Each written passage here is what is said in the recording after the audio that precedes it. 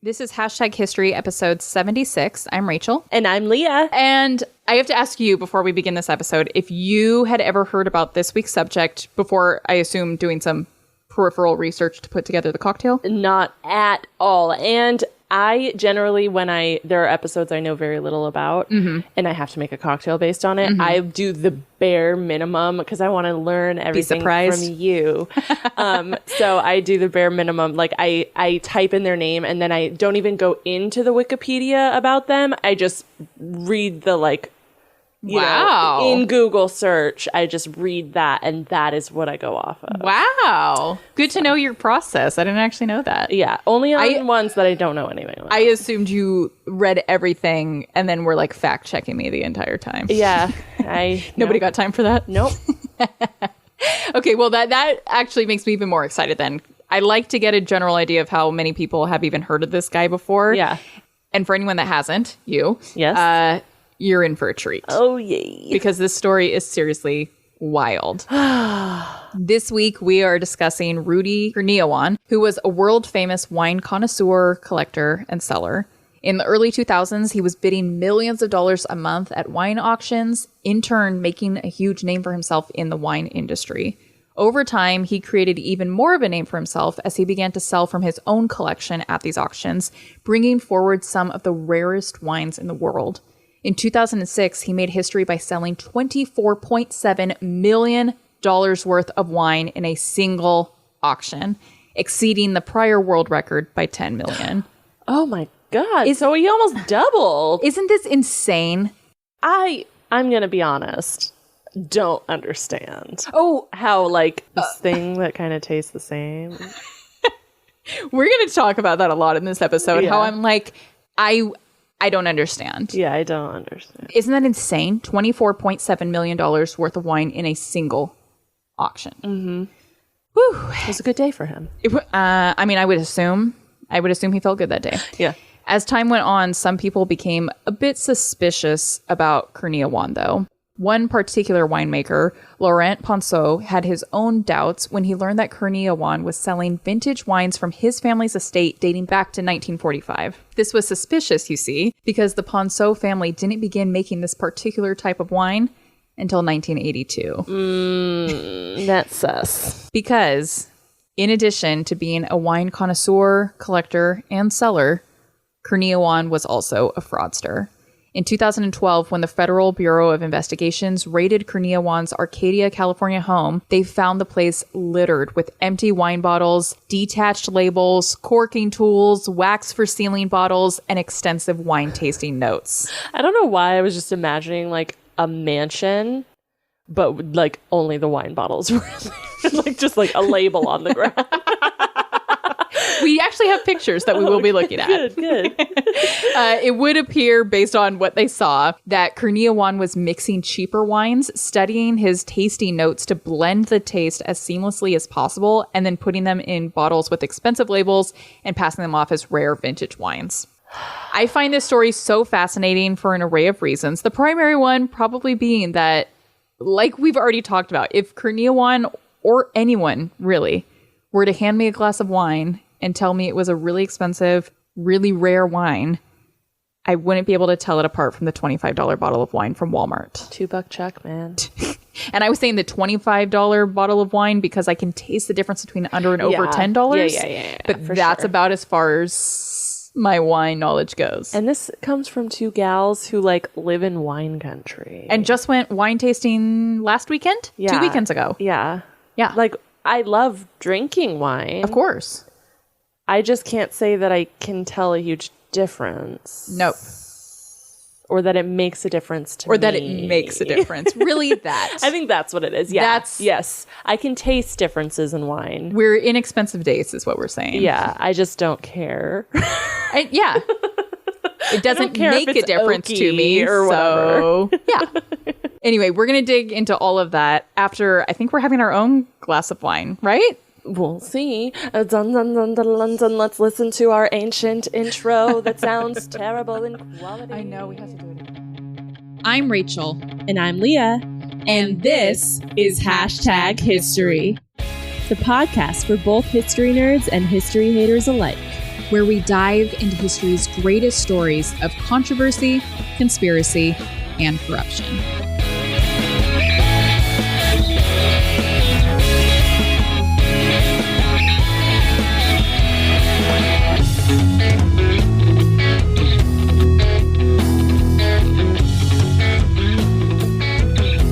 So thank you so much to Danielle Perez for sponsoring this cocktail. Thank you. This one's on Danielle. Thanks, Danielle. She wrote us a message. She said, "Thank you both for continually showing me new and exciting sides of a topic I always thought I hated, history. Hopefully the cocktail I'm sponsoring is a tasty one and we can enjoy it together the next time we hang out. Love you, ladies." We love you too, Danielle. And I actually did text her. I said, when I saw her email come through, I said, "Thank you so much for sponsoring a cocktail." And I said, "I'm going to purposefully line your episode up with one that includes wine." Yeah, because we like wine nights with Danielle. Yes. Mm-hmm. This week's cocktail is a wine cocktail, as we've hinted at. That would be awkward if we didn't, right? Really awkward. We're like, so here's this cocktail with whiskey. Yeah, which, I mean, there is whiskey in here. There is whiskey in here. But it also contains wine, okay? Yeah. So in honor of Rudy and his wine ties, we actually had this particular cocktail recently when we guested on an episode of Whining About Herstory. I had it. I did not. Yeah, which, that's fine. That means that one of us gets the real authentic reaction. I was shocked at how good it was. I know you weren't able to have it, but yeah, I'm very excited to try it. It's a New York sour. So essentially it's a whiskey sour. It contains bourbon, lemon juice, and simple syrup, and then you top it off with wine. Which that surprises me. And you said it was good. It was good. That surprises me. There's such a small amount of wine. It's only like an ounce and a half for the whole glass. Mm-hmm. That it's fine. Like like you can taste the wine for sure, but it doesn't degrade the Okay. I mean, you tell me. Okay. Okay. Cheers. Here we go. It just tastes like a whiskey sour with wine. It really does. I like it. I feel like this could make you tipsy. Oh. I was like, what are we doing? We're dancing. What are we doing? That's what that was. Tipsy, right? Mm.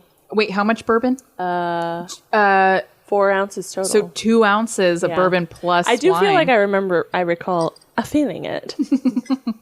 So I have just like a little fun story about the wine that I brought to top the cocktail off with. Yes. Actually, you could start the story. Okay. I bought it. When I brought the bottle of wine, he was like, "Oh yeah, this bottle of wine." Because I bought a bunch of wine for my wedding now almost 2 years ago. Wait, 2 years ago? Over 2 years ago. 2019 to 2020. You celebrated 2 years ago? Yes, oh my God. I should know that. 2.5 years ago. Celebrated it. So, yeah. Anyways, it was a Bogle bottle of wine. Mm-hmm. All of it was Bogle. It was on sale at Rayleigh's. Love it. And we had some leftovers. Mm-hmm. I mean, that always happens. We over-ordered. I'd rather do that. That's perfectly fine. Yep.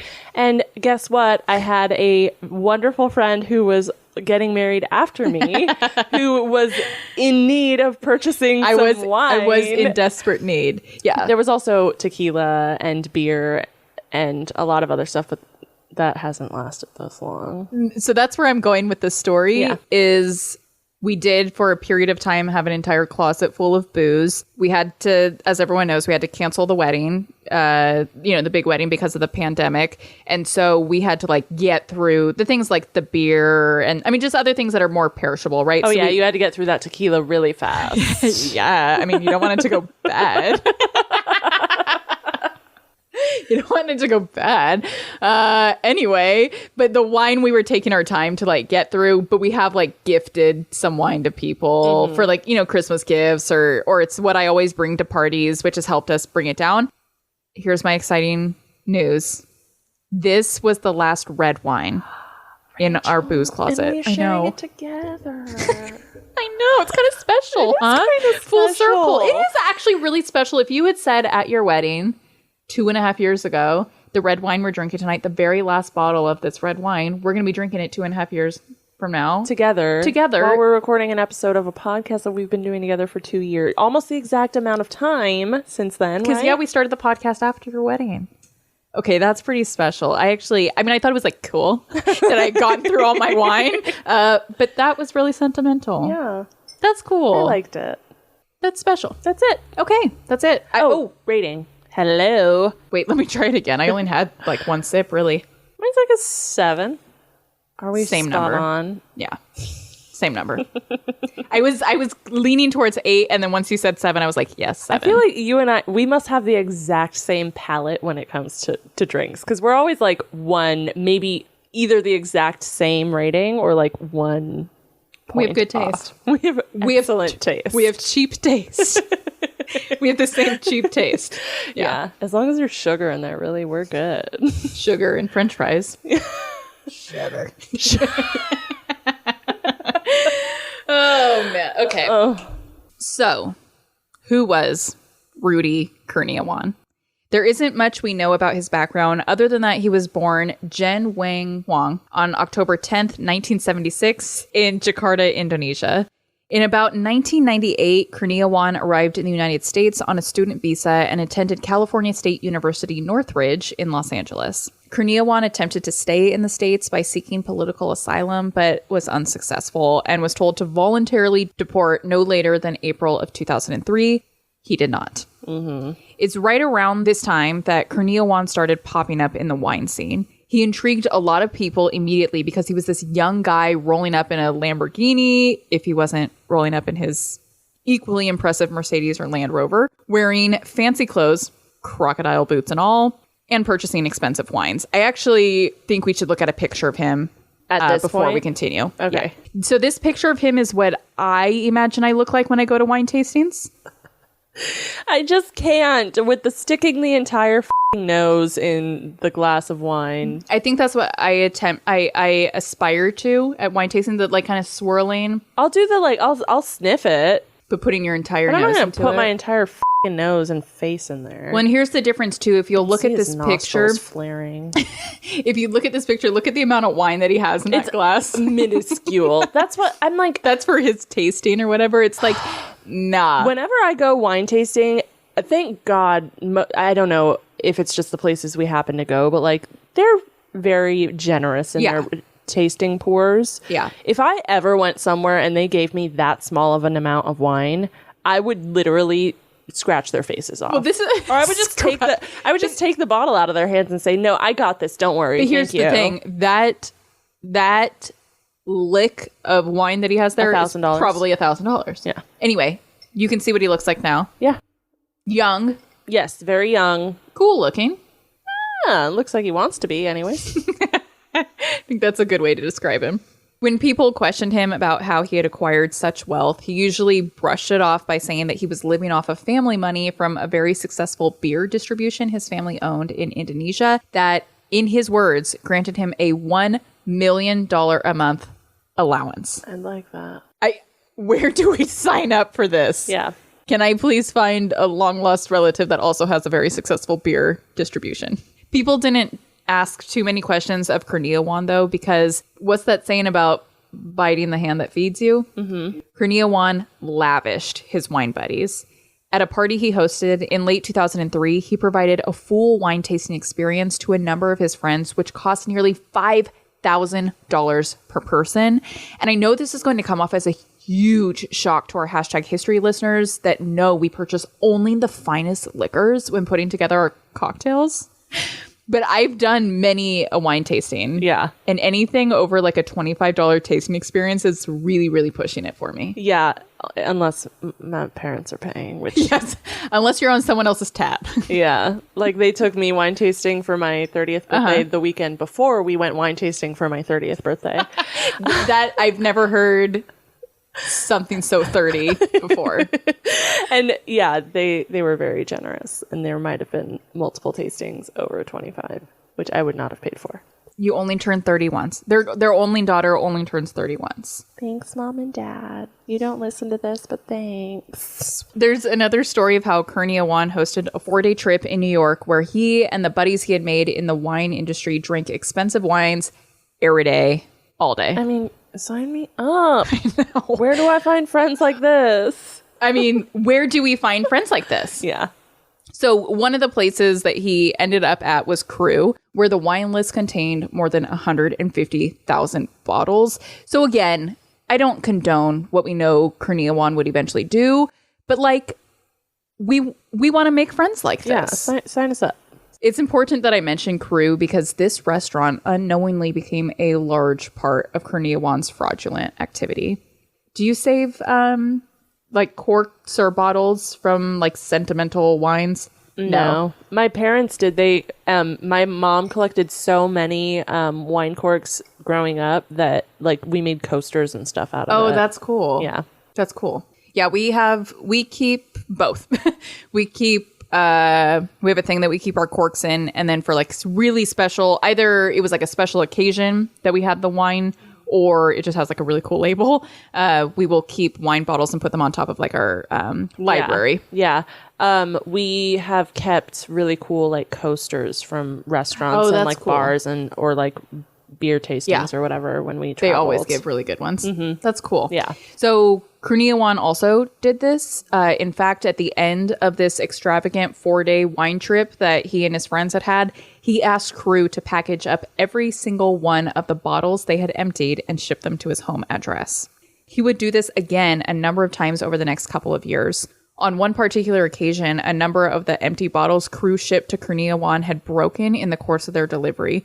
Kurniawan went off on the Crew staff about this, something that alarmed them so much that by 2007, they instituted a new policy at the restaurant to smash empty bottles and never return them to the customers. When questioned about why he was collecting so many empty wine bottles, Kurniawan would say that he was creating a bottle museum in his home garage. Mm-hmm. Yeah, of course. That makes perfect sense. Yes. In addition to these lavish parties, Kurniawan's colleagues also acquired a deep respect for his fine palate.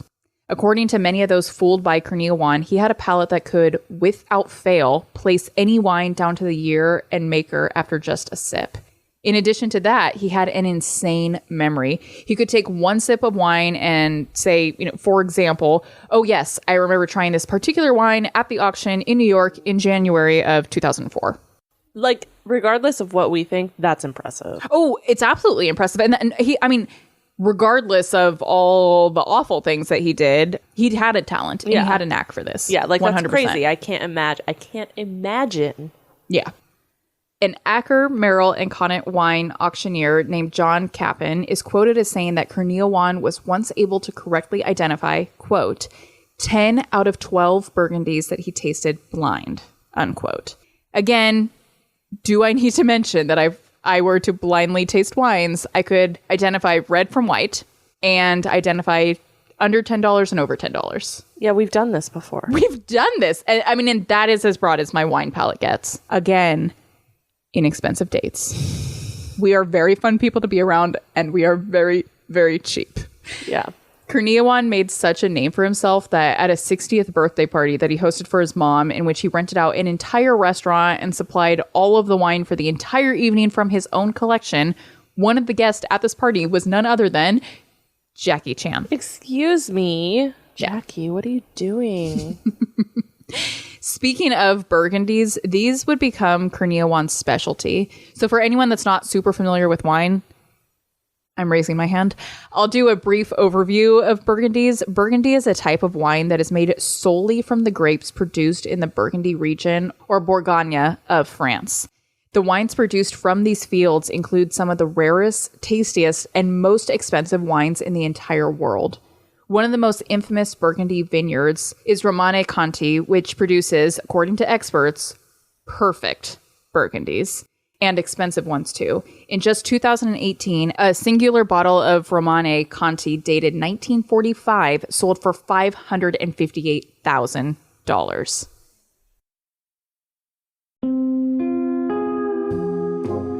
A duck blind on Reelfoot Lake in northwestern Tennessee becomes the unlikely site of a double homicide. Then the suspect's body is discovered floating in the murky waters nearby to the scene of the crime. Maya Miliete goes missing from Chula Vista after a fight with her husband, leading friends and family to believe he might be involved. Tune in to Murder News, the Listen Edition, every Friday for the biggest true crime cases making headlines each week. Subscribe to Murder News, the Listen Edition, wherever you listen to podcasts. Murder, murder, me.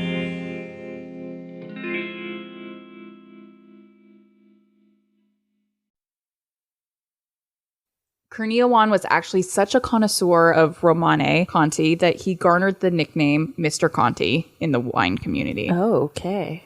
I've garnered the name Ms. Bogle. Miss, we'll drink whatever you put in front of me. Yeah, I have nothing else to say. Nothing funnier than that. Like, yeah, that's the truth. After making his way around the wine community, purchasing millions of dollars worth of wine at auctions, Kurniawan began to sell his own super rare bottles of wine at auctions. Like we mentioned in the intro of the episode, in 2006, Kurniawan would sell $24.7 million worth of wine in a single auction, which at that time was a world record. Just a little side note here. Yeah, please. It upsets me that, like, there are bottles of wine that cost millions of dollars, like, or hundreds of thousands of dollars. I completely agree. This is dumb. And that and the wine community can come at me about this because I don't care. Like, this is stupid. And that there are people that spend money so frivolously like this. Oh, in for fact, sure. Yeah. Perfect setup for literally the next part we're about to get to is how frivolous people with so much money are. Yeah. I'm ready. All right. So how does this all come crashing down, right? Well, slowly at first. At a particular wine auctioning event in October of 2005, a man named Doug Barzilay purchased a 1937 and 1945 Romane Conti from Kurniawan's auction collection. Between Barzilay and a friend, they both reported knowing instantly upon tasting the 1945 that it was a fake. It just didn't taste right. Okay. But like we've already kind of talked about, with the kind of money that these people have, it was for Barzilay, like, no harm, no foul. It's like, oh, I spent a little bit of money, more than I should have. Whoops. The wine industry is rampant with fraud, particularly with older wines. There wasn't as much uniformity in labels for older wines, so it's easier to fake those. Additionally, the older the wine, the fewer people have actually tasted it and know what to expect. So it's way easier to fake an old wine. Mm-hmm. And with someone like Kurniawan, whom everyone knew was buying exorbitant amounts of old wine, it was only natural that he would end up being duped into buying and subsequently, unknowingly, selling a fake bottle or two. Mm-hmm. By 2007, however, Barzilay had changed his tune. He attended a wine tasting event at the home of a Wall Street executive alongside several other winemakers, connoisseurs, and sommeliers. Thank you. They tasted bottle after bottle of Kurniawan's wines and were able to definitively prove that 6 out of the 11 bottles they had tried were fake. Even still, Barzilay did not come to the conclusion that Kurniawan was manufacturing these wines himself. That would be crazy. I mean, that's crazy thinking. That's crazy. Cuckoo. That's a lot of work. Yeah. Rather, he came to believe that Kurniawan was knowingly selling off fake wines at ridiculous prices.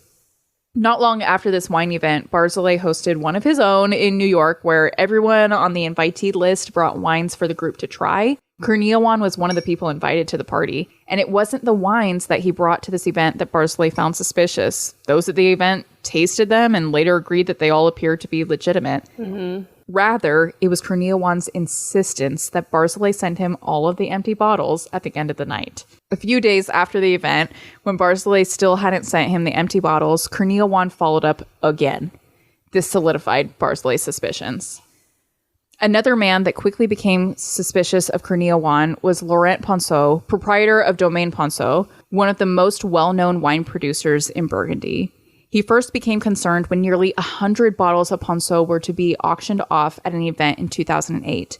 Amongst several other inconsistencies that he spotted, one of the biggest ones that stood out to Ponceau was the fact that a particular type of wine, which I'm going to depend on Leah to pronounce. The Cloisonne Denis.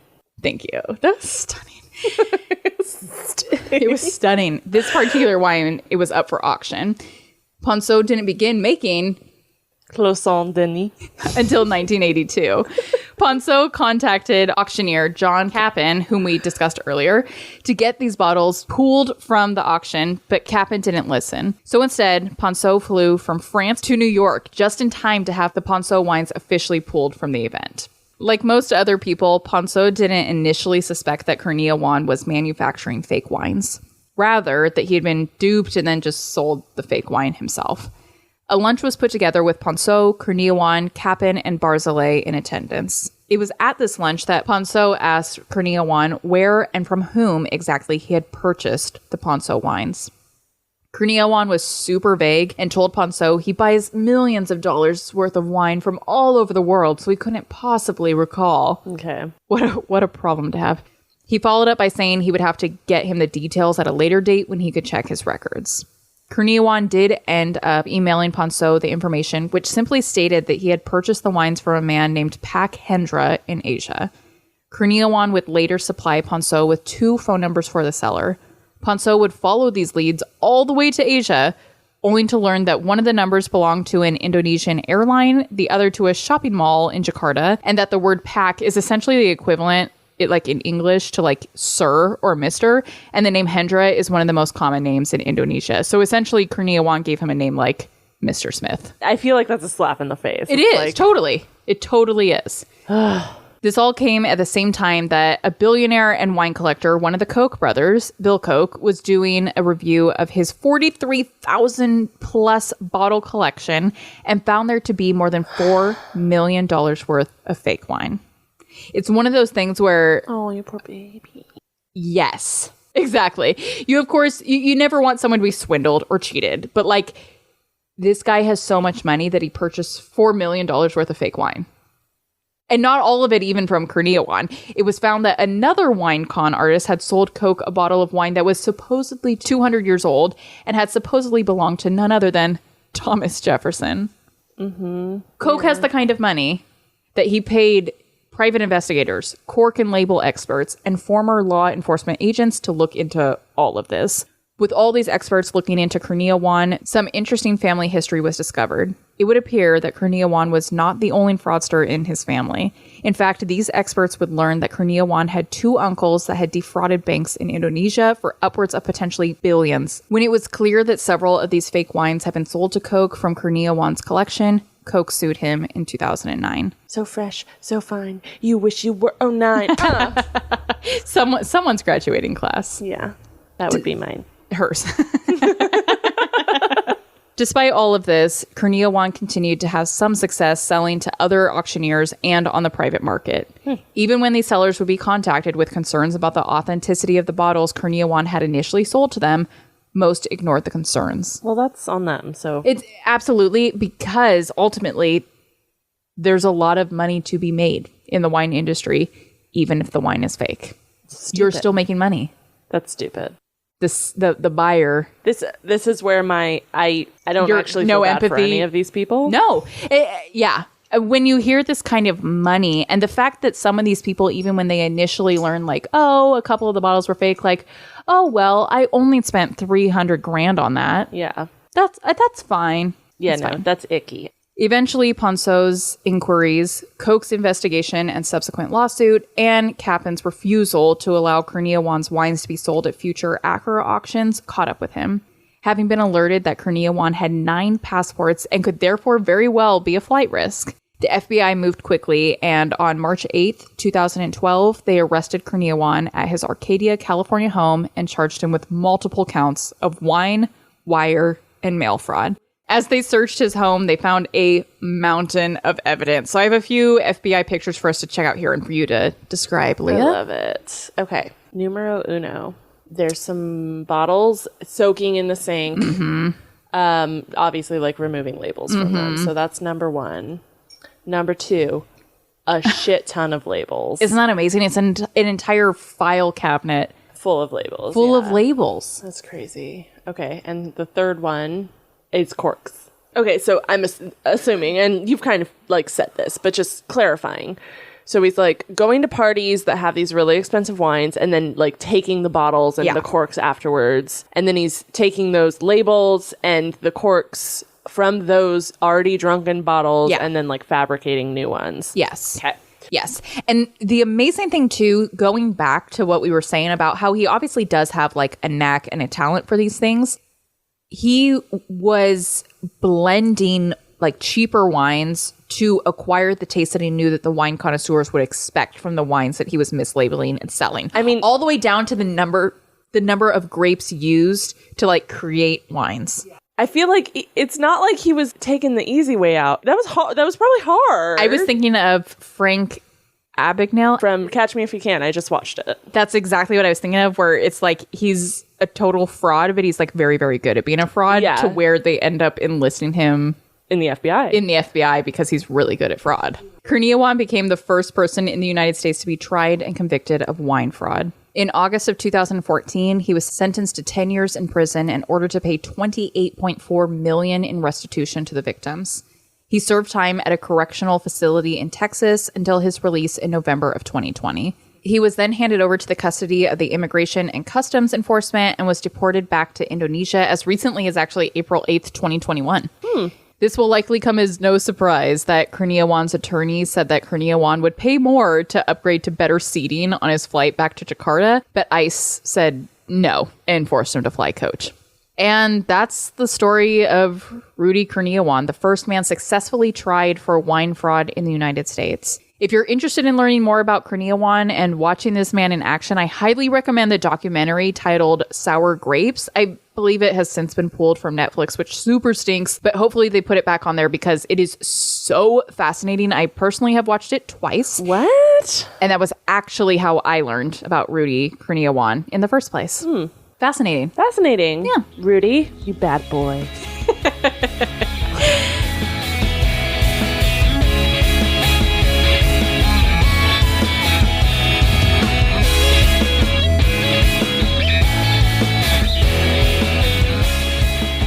Thank you all so much for listening to this episode of Hashtag History.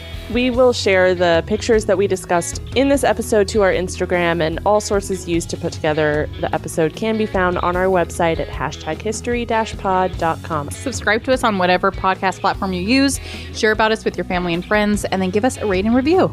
Going back to Instagram, be sure to check us out on there at #history_podcast. You can also find us on TikTok at #history and on Twitter at #history_. And come join us on Patreon, where for as little as $1 a month, you can help support our books and booze supply. You also get access to some behind the scenes content, weekly #hangout episodes, and we mail you cards and stickers. Yes, we do. Yes, we do. Thank you. Thanks. Bye.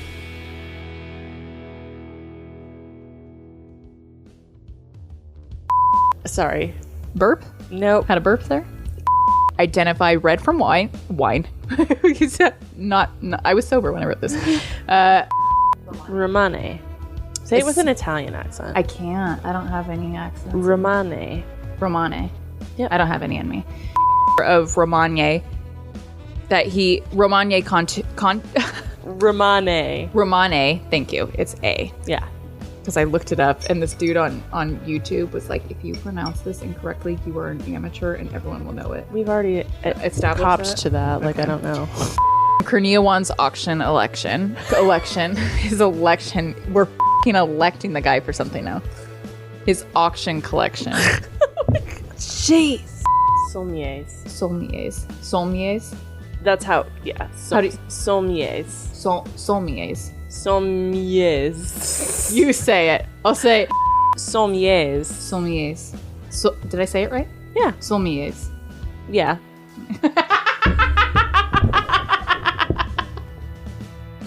Yeah.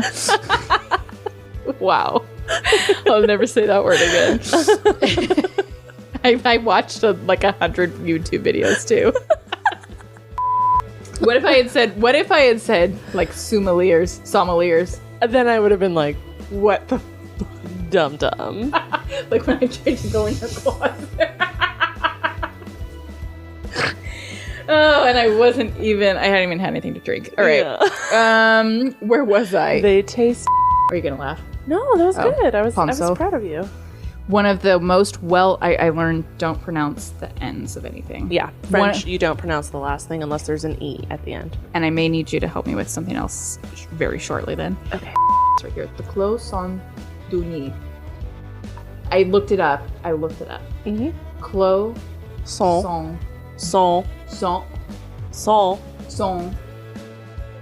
dunis. Yeah. That's how the dude, or Dunye. Yeah, that sounds better. Would it be Dunye? Yeah. I think that's what I meant. Close on Dunye. Oh God, I'm just gonna have you do it. Ponzo contacted auctioneer John Capon. God, I can't even say a name like Capon anymore. John Capon, whom we discussed earlier, to get these bottles pulled from the auction, but Capon didn't. Capon. Did I say Capon or Capon? Capon. But Capon didn't listen. God, that's gonna be a lot of cutting and pasting. Yeah, that's gonna be a rough paragraph. Honestly, more rough than when we do tangents. Yeah. So here's what he's doing. Oh God.